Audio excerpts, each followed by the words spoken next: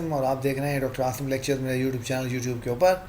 और जनाब अली हम बात कर रहे हैं एनाटॉमी ऑफ अपर लिम्ब की। और एनाटॉमी ऑफ अपर लिम्ब में हमने आर्म के मसल्स के बारे में और आर्म की स्किन के बारे में और फेशिया के बारे में और फेशियल कंपार्टमेंट्स के बारे में बात कर ली थी। आज मैं आपके साथ आया हूँ आर्म की ब्लड वेसल्स और नर्व के बारे में बात करने के लिए जनाब। तो बहुत इंपॉर्टेंट आज हमें काम करना है और ये टॉपिक बहुत ज़्यादा इंपॉर्टेंट टॉपिक है और आपने इस टॉपिक को जो है बहुत ध्यान से सीखना है, समझना है। मैंने बहुत इसके ऊपर सोचा, इसलिए मैं थोड़ा सा इस लेक्चर को अपलोड करने में थोड़ा डिले भी हो गया। पहले मैं इससे आ रहा था और मैं ये सोच रहा था कि मैं इसको बोर्ड के ऊपर आपसे करूं, मगर फिर इतनी सारी ब्लड वेसल्स और इतनी सारी नर्व, तीन बड़ी ज़बरदस्त नर्व यहाँ हमने पढ़नी है, तो उनके साथ इंसाफ नहीं हो सकेगा और मज़ा नहीं आएगा। इसलिए फिर मैंने ये फेस कैम करने का फ़ैसला आपके साथ किया। तो आप इसको देखिएगा, मुझे अपना रिस्पॉन्स दीजिएगा, फीडबैक दीजिएगा। अगर आपने मुझे इसका बहुत अच्छा रिस्पॉन्स दिया तो ठीक है, नहीं तो अगर आप चाहेंगे तो हम इंडिविजुअल इसको ब्रेकियल आर्टरी को, अल्नर नर्व को, मस्कुलोक्यूटेनियन नर्व को, मीडियन नर्व को, रेडियल नर्व को अलग अलग जो है वो बोर्ड पे भी जो है वो स्टडी कर लेंगे, डिस्कस कर लेंगे। इसमें डायग्राम दिखाना चीज़ें आसान होती हैं डायग्राम दिखाने में, तो इसलिए मैंने ये पैकेज एक छोटा सा आपके लिए तैयार किया। इसमें मैंने KLM से, स्नेल से, स्टूडेंट ग्रेस से और इधर उधर से कुछ डायग्राम उठाई हैं आप लोगों के लिए। तो आइए फिर हम इसको शुरू करते हैं। अच्छा, आर्म में मसल के बारे में, स्किन के बारे में, फेशियल कंपार्टमेंट के बारे में हम बात कर चुके हैं। हम ये बात कर चुके हैं कि आर्म के अंदर they are 2 fascial compartment, anterior compartment, posterior compartment. और जो एंटीरियर कंपार्टमेंट है उसकी ब्यूटी आपको मालूम है कि जो एंटीरियर कंपार्टमेंट होता है वो फ्लेक्सर कंपार्टमेंट था, उसमें 4 मसल्स है। और वो 4 मसल हमने देखे थे कौन कौन से थे। देवक्रो कोरेकोब्रेकियालिस, वहाँ बाइसेप्स था, वहाँ पर ब्रेकियालिस था, और ये 3 मसल हमारे पास थे। और जो पोस्टीरियर हमारा कंपार्टमेंट था, एक्सटेंसर कंपार्टमेंट, उसमें वहाँ पर ट्राइसेप्स था। फिर हमने देखा था कि जो एंटीरियर कंपार्टमेंट था, मस्कुलोक्यूटेनियन नर्व, उसकी नर्व सप्लाई थी, वो फ्लेक्सर कंपार्टमेंट था। और जो पोस्टीरियर कंपार्टमेंट था, रेडियल नर्व, उसकी नर्व सप्लाई थी और वो एक्सटेंसर कंपार्टमेंट था। तो अब हम देखते हैं आर्म में ब्लड वेसल्स को और नर्व्स को। तो आइए इसको देखते हैं और शुरू करते हैं और टाइम ज़ाया नहीं करते। देखिए, जब हम आर्म की ब्लड वेसल्स की बात करते हैं ना, तो आपको याद है हमने एक्सिलरी वेसल के ऊपर पूरा जो है वो लेक्चर बोर्ड के ऊपर किया था और आपने उसको बड़ा पसंद किया, बड़ा अप्रिशिएट किया। तो अब आपको याद है हमने बात की थी कि सब क्लेविन आर्टरी जैसे ही आउटर बॉर्डर फर्स्ट स्ट्रिप को क्रॉस करती है, हम उसका नाम बदल के एक्सिलरी आर्टरी रख देते हैं। और वही एक्सिलरी आर्टरी जैसे ही lower border of teres major muscle पे पहुंचती है, हम उसका नाम चेंज करते हैं और हम उसका नाम ब्रेकियल आर्टरी रख देते हैं। तो अब आर्म की जो ब्लड सप्लाई है वो याद कर लीजिए, वो ब्रेकियल आर्टरी, ठीक है। और ब्रेकियल आर्टरी आपको मालूम है, brachial artery is a continuation of शाबाश axillary artery at the level of the lower border of the teres major muscle, ठीक है। बहुत ज़बरदस्त। तो ये देखिए, तो आर्म के बारे में ये सारी बातें हम लोग कर चुके हैं कि क्या है, कौन सा पार्ट है, ये सारी थोड़ी सी मैंने आपकी रिवीजन के लिए कुछ पॉइंट यहाँ लिखे हैं, तो बस मैं इसको आगे कर देता हूँ। और ये फेशियल कंपार्टमेंट्स के एंटीरियर पोस्टीरियर भी हमने बात कर ली है। ये इसमें नर्व्स और इसमें वेसल्स हैं। और आपको पता है कि एक्सिलरी जो हमारा जो ब्रेकियल प्लेक्सस था, उसकी तीनों कॉर्ड के नाम हमने एक्सिलरी आर्टरी के रिलेशन में इसके नाम रखते थे, लैटरल, मीडियल और पोस्टीरियर। ओके, उसके बाद ये फ्लेक्शन, एक्सटेंशन और सारे काम जो मूवमेंट करवाता है वो भी हमने बात कर ली थी। ये बातें सारी हमने कर ली। कंपार्टमेंट तो आर्म में हमें पता है 2 कंपार्टमेंट होते हैं, एंटीरियर कंपार्टमेंट और पोस्टीरियर कंपार्टमेंट। तो ये भी हम बात कर चुके हैं। एंटीरियर कंपार्टमेंट फ्लेक्सर कंपार्टमेंट है, पोस्टीरियर कंपार्टमेंट जो है वो एक्सटेंसर कंपार्टमेंट है। ये बात भी हमारी हो चुकी हुई है। आज मैं आपसे बात करूँगा ब्रेकियल आर्टरी। तो देखें, ब्रेकियल आर्टरी का मैंने आपको स्टार्ट बता दिया और ब्रेकियल आर्टरी का मैंने आपको एंड बता दिया। सॉरी, एंड नहीं बताया। तो ब्रेकियल आर्टरी का स्टार्ट कैसे होता है, at the lower border of the teres major muscle जो एक्सिलरी आर्टरी है वो कंटिन्यू हो जाती है और वो बन जाती है हमारी ब्रेकियल आर्टरी। और याद रहे, ब्रेकियल आर्टरी क्लिनिकली बड़ी इंपॉर्टेंट है। उसकी वजह ये आपने देखा होगा कि जब वो ब्लड प्रेशर कफ यहाँ बांधते हैं और बाद आपने देखा वो डॉक्टर्स क्या करते हैं, इस जगह पर स्टेथ अपनी रख के उसकी बीट सुनते हैं। तो बेसिकली वो यहाँ पे एल्बो पे ब्रेकियल आर्टरी की ही बीट सुन रहे होते हैं, ठीक है। अब उसके बाद ब्रेकियल आर्टरी वर्टिकली डिसेंड करती है डाउनवर्ड्स और उसके बाद वो पहुँचती है हमारी एल्बो को क्रॉस करती हुई हमारे फोर आर्म में। और फोर आर्म में हमारी ये बोन है हमारे थंब की तरफ, इस तरफ, इसको हम कहते हैं रेडियस। और रेडियस को जब हम पढ़ेंगे तो हम देखेंगे रेडियस का एक पार्ट होता है called neck of the radius. Neck of the radius के सामने जो ब्रेकियल आर्टरी है वो बायोफर्केट हो जाती है, 2 ब्रांचेज में डिवाइड हो जाती है। एक को हम कहते हैं रेडियल आर्टरी और एक को हम कहते हैं अल्नर आर्टरी। वो जब हम पढ़ेंगे तो वहाँ उसकी डिटेल में बात करने वाले हैं, ठीक है। अब याद रहे कि यही ब्रेकियल आर्टरी हमारे आर्म के अंदर जितने भी हमारे स्ट्रक्चर हैं उनको सप्लाई करती है। और सिर्फ एंटीरियर कंपार्टमेंट में नहीं, पोस्टीरियर कंपार्टमेंट में भी एक ब्रांच देती है, इसकी भी हम बात करते हैं। तो कौन कौन सी ब्रांचेज होती हैं इनकी, आइए ज़रा हम देख लेते हैं कौन कौन सी ब्रांचेज हैं। तो आर्म में ये देख ही रहे हैं आप, ये हमारी एक्सिलरी आर्टरी जैसी, ये हमारा टीरीज मेजर मसल आपको यहाँ नज़र आ रहा होगा। जैसे ही इसकी लोअर बॉर्डर पे पहुँची, इसने अपना जो है वो नाम चेंज किया, अब हम इसका नाम रख दिया ब्रेकियल आर्टरी।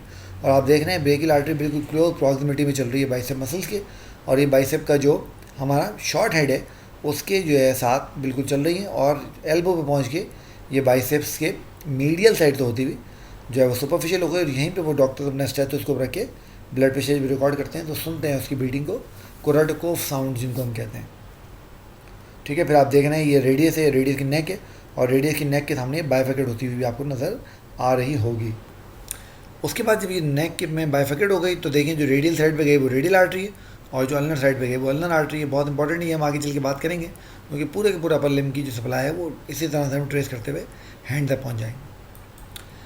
ओके, अब इसमें ब्रांचें कौन सी हैं जनाब? एक तो इसकी मस्कुलर ब्रांच है, अब आप समझ गए जो मस्कुलर ब्रांचेज हैं एनडीए कंपार्टमेंट के सारे मसल्स को ब्लड सप्लाई दे रही है।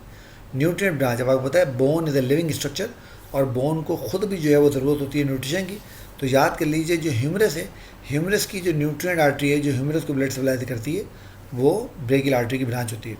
उसके बाद देखें बड़ी इंपॉर्टेंट है प्रोफंडा ब्रेकाई आर्टरी। अब याद कर लें कि जैसे ही हमारे टीरीज मेजर मसल के लोअर बॉर्डर पे ब्रेकियल आर्टरी शुरू होती है, मैं आपको डायग्राम में भी दिखाता हूँ, वहीं से एक बड़ी आर्टरी निकलती है, और वो बड़ी artery posterior compartment of the arm में चली जाती है, और इस आर्टरी को हम नाम देते हैं प्रोफंडा ब्रेकाई आर्टरी का।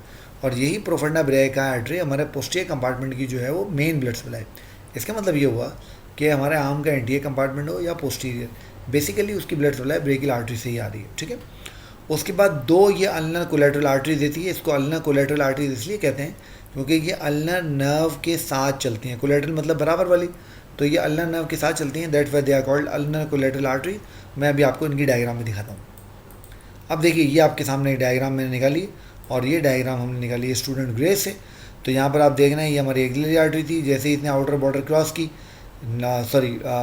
हमारी टीरीज मेजर की लोअर बॉर्डर क्रॉस की, ब्रेकियल आर्टरी बन गई। देखें जैसे ही ये ब्रेकियल आर्टरी बनी आपको यहाँ क्लियर नज़र आ रहा है कि ये इसने एक बड़ी ब्रांच दी, और ये बड़ी ब्रांच पोस्टीरियर कंपार्टमेंट चली गई है, और आप देख रहे हैं इसका नाम है प्रोफंडा ब्रेकाई आर्टरी। तो profunda brachii artery posterior compartment की मेन ब्लड सप्लाई है। उसके बाद आप देखें यहाँ पर आपको दो बड़ी ज़बरदस्त आर्टरी नज़र आ रही है प्रोफंडा ब्रेकाई के बिल्कुल साथ। ये देखें ये वाली जो आर्टरी है it's called superior ulnar collateral artery, और ये जो नीचे निकल रही है it's called inferior ulnar collateral artery.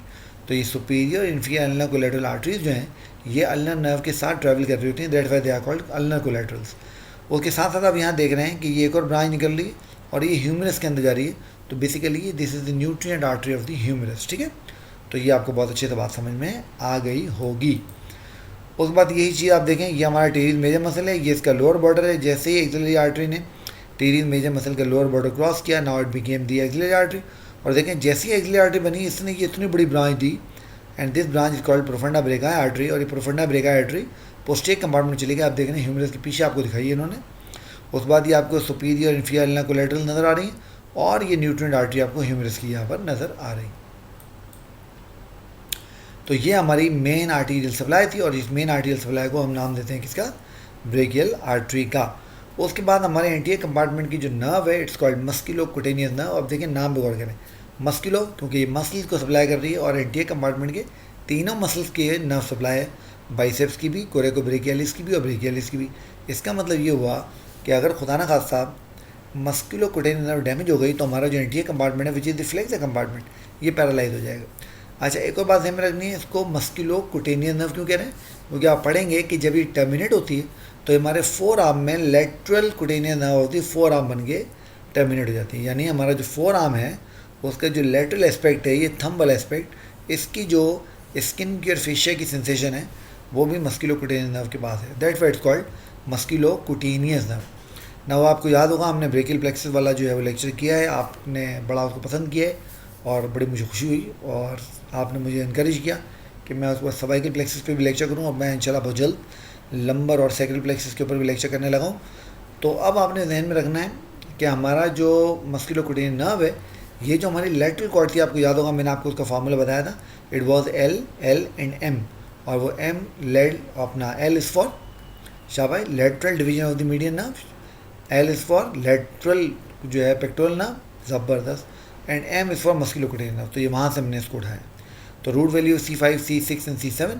उसके बाद जब ये एक्जिला के थ्रू होती हुई एंटर होती है हमारे आर्म में, तो आप याद कर लीजिए कि ये पियर्स करती है, ये पेनिट्रेट करती है कोरेकोब्रेकियालिस को, और उसके बाद ये बाइसेप्स और ब्रेकियालिस के बीच में चल रही होती है।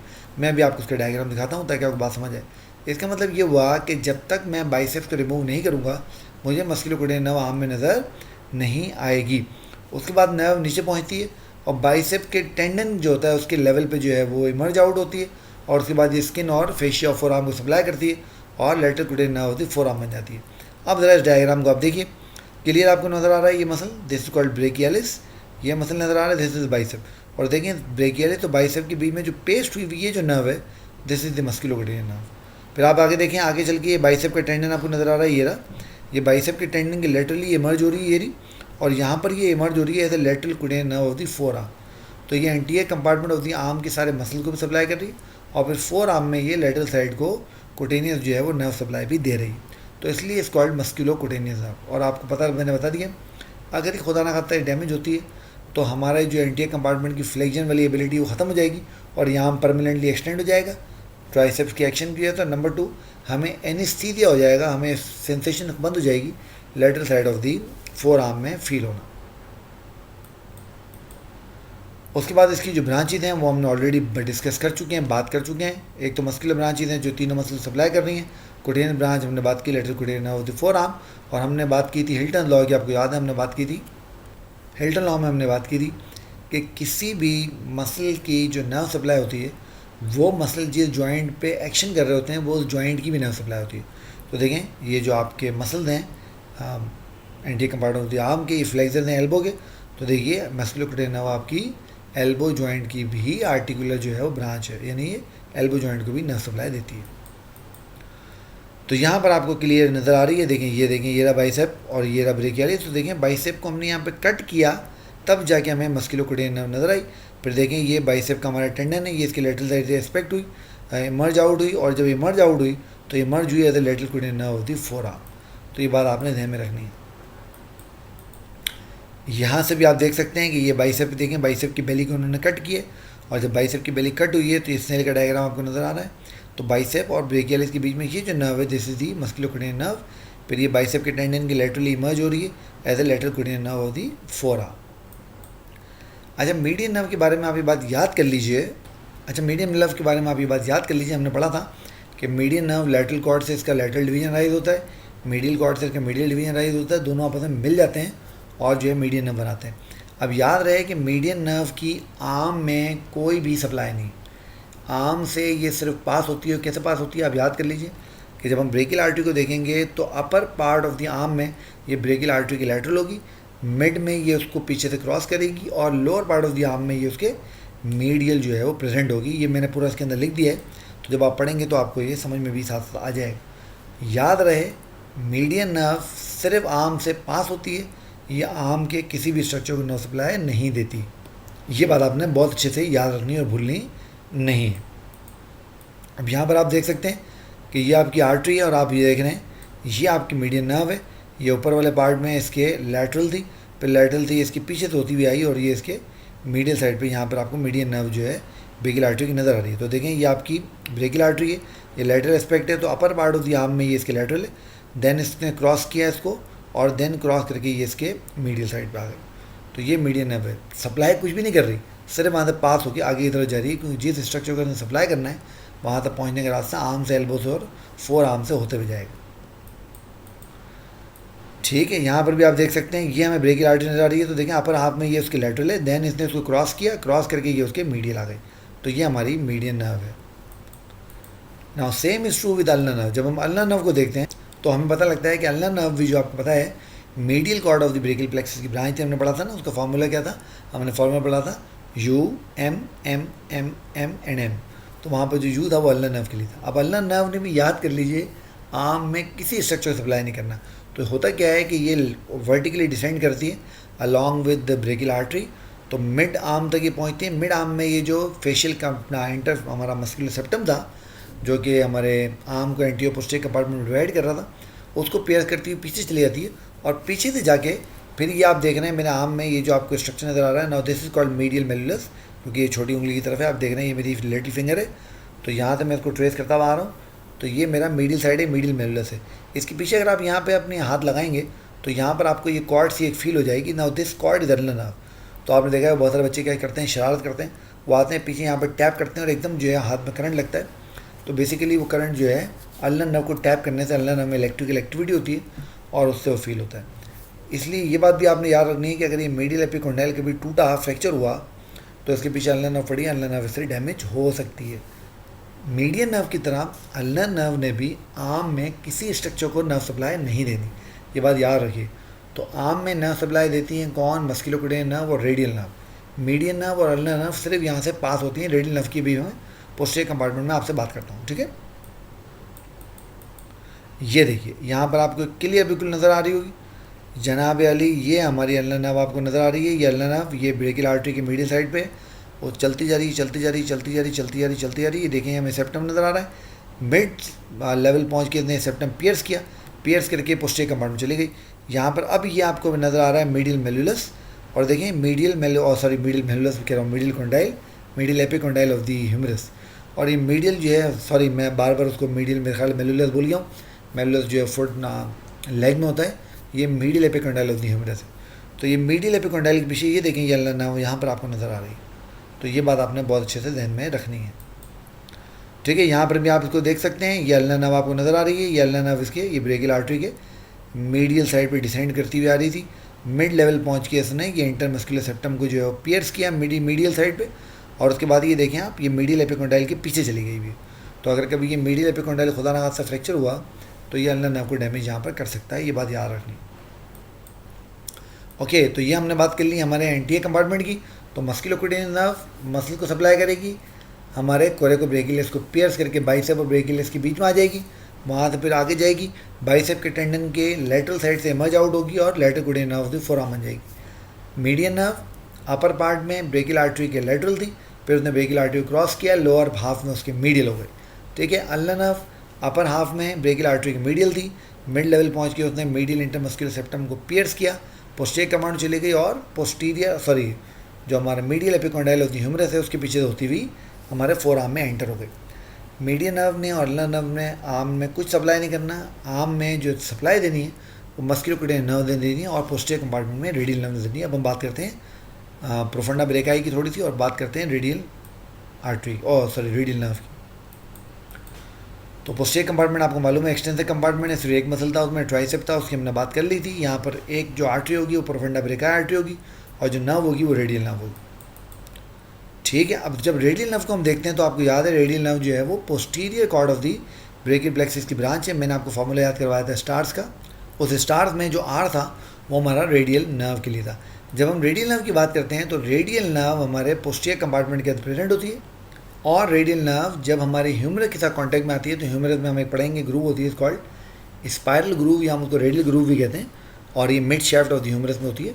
वहाँ पर ये प्रोफंडा ब्रेकाई आर्टरी के साथ जो है वो डिसेंड कर रही होती है डाउनवर्ड, इसलिए ये बड़ा इंपॉर्टेंट है और आपने याद रखना है। अगर mid shaft of the humerus का फ्रैक्चर हुआ किसी भी वजह से, खुदा ना खास्ता किसी को चोट लगी, को और बात हुई, तो रेडियल नर्व की इंजरी के बड़े जो है वो चांसेस होते हैं। तो ये आपने याद रखना है कि रेडियल नर्व जो होती है वो mid shaft of the humerus से जो है वो वाइंड हो रही होती है प्रोफंडा ब्रेकाई आर्टरी के साथ। ये बात याद रखनी है, भूलनी नहीं है आपने बिल्कुल भी, इसलिए स्पायरल ग्रूव को कभी कभी रेडियल ग्रूव भी हम लोग कह देते हैं। यहाँ पर आप देख रहे हैं, ये देखें, तो ये देखें ये प्रोफंडा ब्रेकाई आपको नज़र आ रही है, ये जगह पर ये प्रोफंडा ब्रेकाई आर्टरी देखें ये, और देखें इसके बिल्कुल साथ ही रेडियल नर्व जो है वो इस स्पायरल ग्रूव से होती हुई नीचे की तरफ उतर रही है। अब ये करेगी क्या? एक तो इसने पोस्टीरियर क्यूटेनियन नर्व दी आर्म देनी जो कि पोस्टीरियर साइड की हमारे क्यूटेनियन नर्व सप्लाई है, और दूसरा इसने ट्राइसेप मसल को सप्लाई भी करना है। और उसके बाद मैंने आपको समझाया था जब हम बात कर रहे थे आर्म की, तो हमारे जितने भी पोस्टीरियर कंपार्टमेंट होंगे अपर लिम्ब के, वो आर्म के हों, फोर आर्म के हों या हैंड के हों, उनके बाद रेडियल नर्व की नर्व सप्लाई होती है।